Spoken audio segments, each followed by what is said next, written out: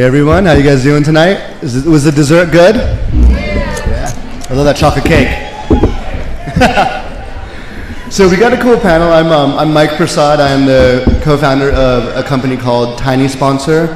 We're a platform that allows creators to directly sell sponsorships of all sizes, all platforms, to brands and businesses. So kind of like Etsy, where creators come on board and they can represent themselves and directly sell these sponsorships. And we have an interesting panel. We had a couple swaps in the panel last minute due to some logistical changes. So starting at the end, we have Zach James of Yo Mama, which is a pretty awesome YouTube channel. And we got Alice Moon. Yeah. We got the twins RKVC. And we got Angie Hylam. So where we all focus from is this idea of micro-influence and niche influence. And everyone here represents a specific industry or approach to influencers as a whole, really focused around social media platforms. The industry itself is still evolving and emerging as a legitimate platform, and each of them have pushed the limits in certain different ways, either in their industry or on the platform that they're prominent on. So I'm going to ask each one to give us a little background on what they do and really how they're pushing the limits on their specific format, platform, technology, or industry. So starting with Angie, you know, you're on Instagram, and you've been a strong advocate and educator in the space that is still, again, being defined on what it means to be an influencer. Just having a following alone does not mean you're influential. So tell me a little bit about some of the unique impressions you found in the space and how you're educating both brands and businesses and creators to make this a very valuable, impactful medium. So it's interesting, even among influencers and micro-influencers, there's this obsession with the amount of followers that you have. And a lot of times that just turns into a vanity metric. Just because you have a large number of followers doesn't mean you have engagement, and it doesn't mean that you are providing any ROI for a potential brand partner. So I try to educate brands to identify good fits for them beyond the numbers. Who is aligned with your values? What's going to resonate with your current audience? And you know, partnerships like this could really last beyond one campaign. So I help brands and businesses identify the importance of building community and brand awareness. And I also help coach influencers on how to make this more of a business and how to approach it in a more professional manner. So one thing that you touched on that I think is really critical is this idea of alignment and resonance. So you actually do workshops and you educate people on what that means. Can you just tell us what that means to be aligned and resonant with as an influencer and a brand? Sure.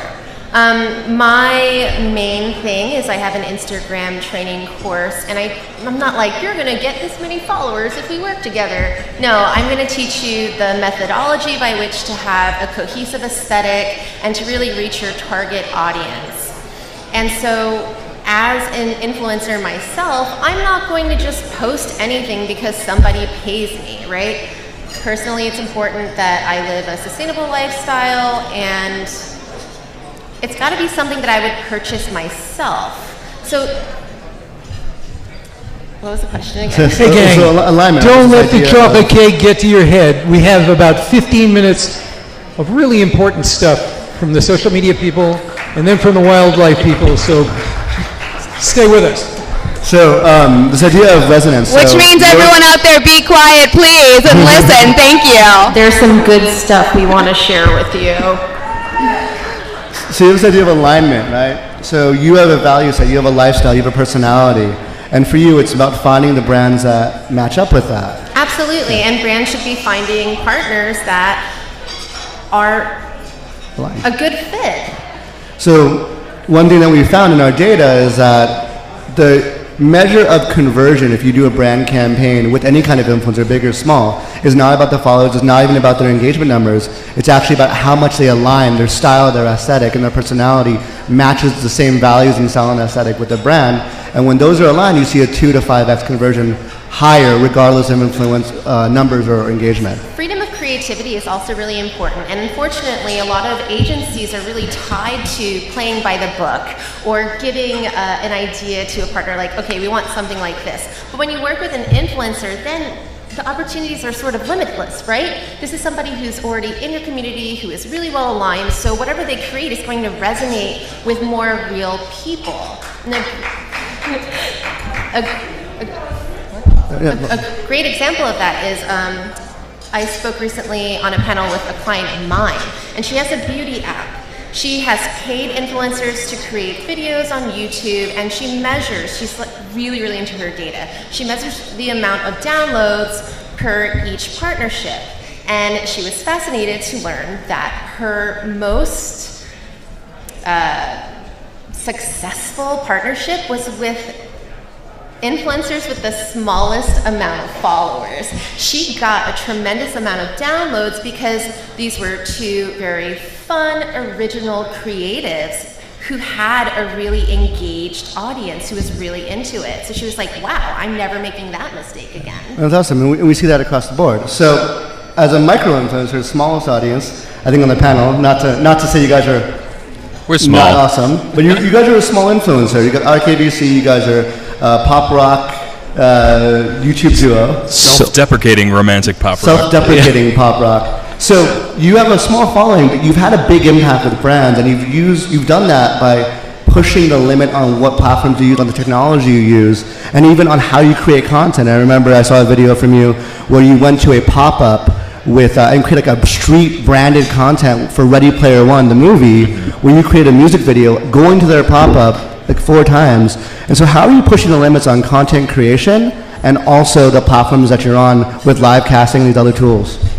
Yeah, so we're trying to figure out ways to make things work for us. So what Mike was talking about with the Ready Player One pop-up was in Hollywood, Ready Player One had a pop-up event to promote the movie coming out like a week or 2 before. And they already had all these pre-releases. They were like, you can film here, you can take pictures for Instagram, and we had full license to use them, their extra actors and stuff. So we just booked 4 separate 20-minute increments and just filmed a music video on our tour there, and it was all legit because we'd already signed, like all the releases had been signed and everything. And then we went to a Legion pop-up and did the same thing. So we're hoping it's going to slowly become more of our thing. But as far as the like pushing limits on like platforms and stuff, there's new platforms like Snacked that has really helped us out, but also like we've embraced and like because we missed the boat on a lot of social media like early on. So this time when we see good technology, we want to like embrace it. And then also, even though our following on main platforms like YouTube and Twitter and stuff is kind of small, we're like the Where's Waldo of YouTube. So if we look familiar, it's probably because you have seen us somewhere. Like, we were literally just on Jimmy Kimmel, like crowd surfing with Julia Michaels.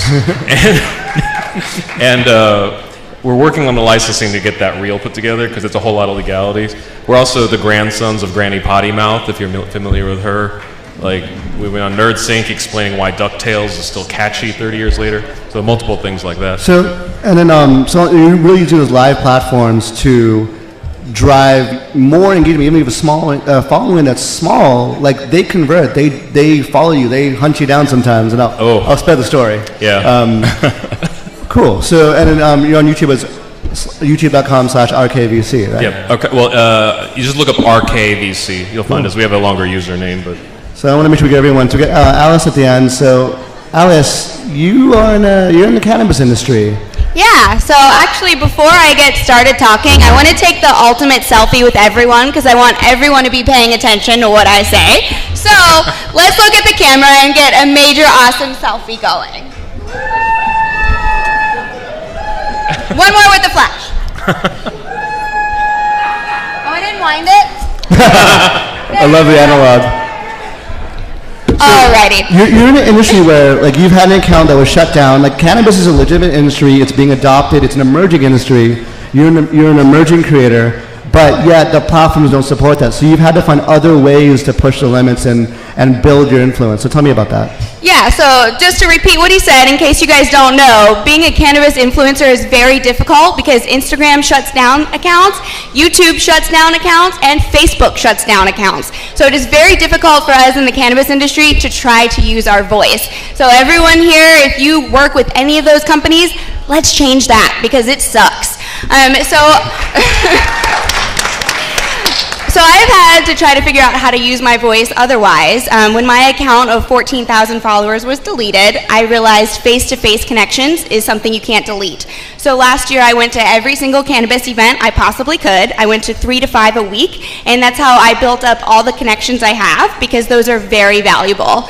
And then I have just tried to put my face in front of the media as much as possible. If anyone asks me to speak, I'm right there. Anyone needs an article written, I'm there. I've been on Viceland and CNN, and I want to just try to keep using my voice to change the stigma of cannabis. Thank you.